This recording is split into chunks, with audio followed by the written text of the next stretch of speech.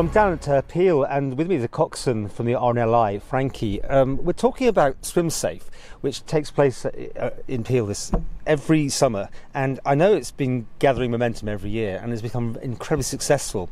We've got some pictures we can show of this year's event because it's actually already over, but we wanted to have a sort of retrospect on it because it's gaining ground every year, isn't it? Yes, every year we get oversubscribed with people trying to sign on to the website to come to each session. So this year we increased the sessions from 17 to 20 children. Some of them are oversubscribed again, but up to 23, 24 children arriving for each session. It's free to the children. They just turn up. They're given wetsuits. They're given high-vis clothing to go into the sea. They're taught bits and pieces before they go into the sea about cold water and different things, and then they're taken down to the beach and experience it themselves. See, this thing, we're doing it at the swimming pool here. All the girls involved come from here and help out on this thing, because it's a national thing around the whole UK, isn't it, as well? Yes, there's quite a lot of sites around the UK run Swim Safe now. It's basically run through Swim England and the RNLI. And the idea is to teach children to go into the sea safely. And that's a twist, rather than being safe in a pool, ultra safe, to the hazards of the real thing, the sea. Yes, and that's the connection we have with the swimming pool, is that they've got the swimming instructors. They have to be level 2 swimming instructors who are registered with ASA in England, Swim England as it is now. And so we get them in to do the instruction for us. And basically my role really is just a bit of coordination and getting the people together.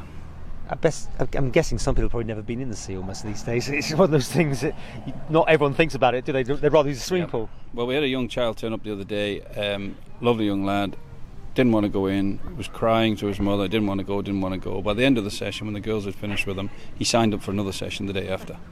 So, they do look after them, encourage them, and basically teach them how to look after themselves. Is it the respect of the sea, basically, to take it with caution and treat it with respect? I mean, everybody thinks the RNLI want people to stay out of the sea. We actually want them to enjoy the sea, but on our role, we don't want to have to come and rescue them for small little things.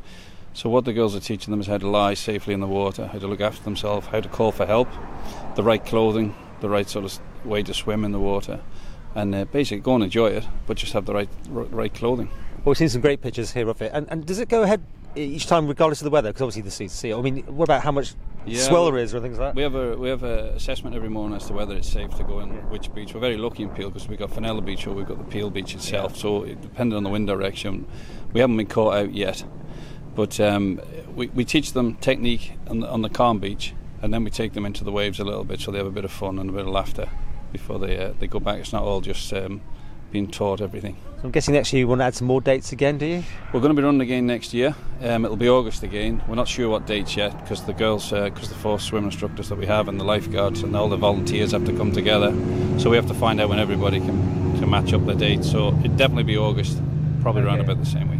So we're looking back at it now, but we'll rerun this interview in 2018 ahead of it because that's the time to start getting people ready to sign up. Yes, the website will usually opens up I think around about May time for people to sign on to the sessions. But it's a little bit like getting to the point now. Once we open it up, within 2 or 3 weeks, it's full. And this is a free thing, right? It's free on the grounds that we fundraise it for all winter. We had some great sponsorship this year from the Fish Producers Organisation in Peel. We had Thornton's accountant company over in Douglas. The swim pool themselves raised money for us as well. And Tynwald Mills give us great sponsorship. So we raise the money so that children are able to come along and it's free for them to come. Okay. To finish with the other hat on then, being the coxswain, how has your year been?